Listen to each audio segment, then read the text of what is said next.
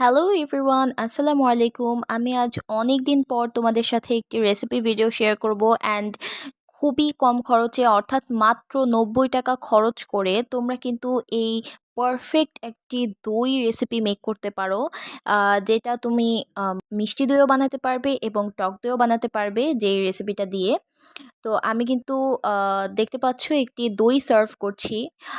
এই দইটা দেখতে মনে হচ্ছে যে দোকান থেকে কিনে আনা দই, যেহেতু মাটির মালসাতেই আছে এবং দেখতেও বেশ সিল্কি মনে হচ্ছে, খুবই সুন্দর মনে হচ্ছে। বাট এই দইটি আমি বাসায় মেক করেছি and for the first time, আমি একদম লাইফের ফার্স্ট টাইম দইটা মেক করেছি।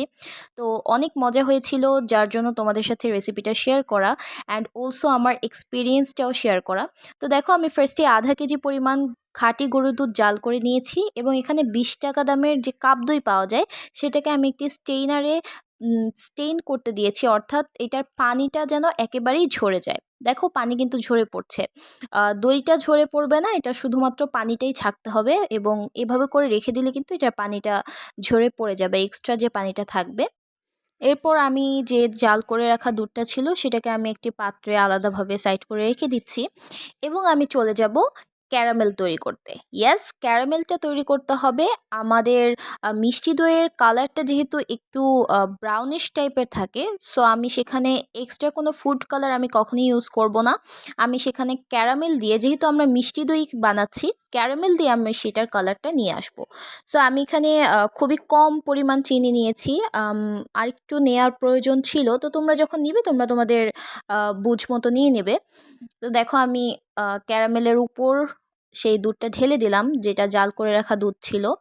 তো এরপরে কিন্তু ক্যারামেলটা একটু শক্ত হয়ে যাবে, ভয় পাওয়ার কোনো কারণ নেই। যখন তুমি দুধটাকে পরিপূর্ণভাবে নাড়াচাড়া করতে থাকবে, এটা জাল হতে হতে কিন্তু ক্যারামেলের যে শক্ত ভাবটা সেটা কিন্তু গলে যাবে এবং সম্পূর্ণভাবে মিশে যাবে।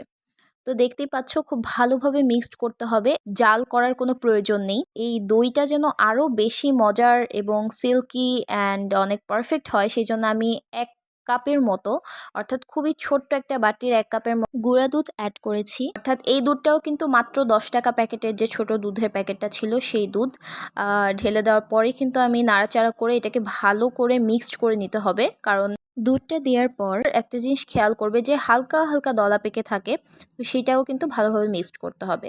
এরপর আমি চুলা থেকে সেটা নামিয়ে নিয়ে হাত দিয়ে চেক করে নিব যে এটা কতটুকু নর্মাল বা কতটুকু ঠান্ডা হয়েছে। অবশ্যই একেবারে ঠান্ডা করা যাবে না, একটা আঙ্গুল চুবিয়ে রাখা যায় এরকম পরিমাণ নর্মাল করতে হবে। অ্যান্ড হালকা কুসুম গরম থাকা অবস্থাতেই কিন্তু আমাদের সেই যে স্টেইন করে রাখা দইটা ছিল সেই দইটা কিন্তু দিয়ে দিতে হবে। মনে রাখবে, তোমার দই বীজ যতটা ভালো হবে তোমার দইটা কিন্তু ততটাই ভালো জমবে। আমার দই বীজটা তেমন একটা ভালো ছিল না, যেহেতু ২০ টাকা দামের কাপ দই তোমরা জানোই একটু কেমন হয়। তো সেই জন্য কিন্তু আমার এটা হালকা হালকা গলে যাচ্ছিল। হ্যাঁ, তো তোমরা এটাকে যে কোনো পাত্রেই জমাতে পারো, মাটির পাত্রে, যে কোনো পাত্রে। আমি মাটির পাত্র ছিল যেহেতু নিয়ে নিয়েছি, অ্যান্ড আমার কাছে ফয়েল পেপার ছিল না, দ্যাটস আমি পলিথিন দিয়ে নিয়েছি উপরে। অ্যান্ড দেখো, এটাকে এভাবে একটা গরম জায়গায় তুমি কম্বল বা কাঁথা দিয়ে খুব ভালোভাবে ঢেকে রাখতে হবে। অ্যান্ড এটাকে ২৪ ঘন্টার জন্য অবশ্যই রাখতে হবে। আমি ২৪ ঘন্টার আগেই একবার খুলে চেক করেছিলাম। এটা হচ্ছিল আমার একটা ভুল, যে আমি বেশি এক্সাইটমেন্টে আমি সেটা চেক করেছিলাম। এই দেখো, এই চেকটা কিন্তু আমি করেছিলাম ২৪ ঘন্টা হওয়ার আগেই, যে দইটা কি আসলেই হচ্ছে নাকি হচ্ছে না, ফর কিউরিয়াসিটি। এই কাজটা কিন্তু করা যাবে না। এটাকে একেবারেই ২৪ ঘন্টার জন্যই জমিয়ে রাখতে হবে। ২৪ ঘন্টা পর তোমরা এটাকে দইটাকে খুলে নেবে। কিন্তু দই খোলার পরে, অর্থাৎ কম্বল বা কাঁথাটা উঠিয়ে ফেলার পর কিন্তু অবশ্যই তোমাকে আগে ঠান্ডা করতে হবে। ঠান্ডা করলে এটা আরেকটু ভালোভাবে জমবে এবং ঠান্ডা দই খেতেও কিন্তু খুব বেশ মজা। তো এর আগে তোমরা সার্ভ করতে যাবে না, আমার মতো ভুলটা করবে না। সো দেখো, আমার দইটা কিন্তু এখন ফাইনালি খুব ভালোভাবে জমে গেছে। আমি এটাকে ২৪ ঘন্টার আগেই উঠিয়ে ফেলাতে এটা একটু কম জমেছে, but it's okay.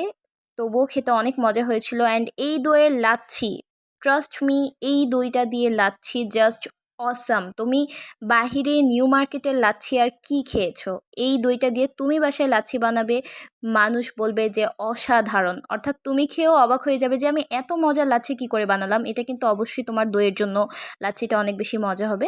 So thank you so much for watching my video, and তোমরা চাইলে এটা ট্রাই করতে পারো বাসায়। অ্যান্ড গাইজ আমার ভিডিও যদি তোমার পছন্দ হয়ে থাকে অবশ্যই আমার পেজকে ফলো করে আমার পাশে থাকবে। সবাই ভালো থাকবে, সুস্থ থাকবে এবং নেক্সট ভিডিও আসা পর্যন্ত বাই বাই।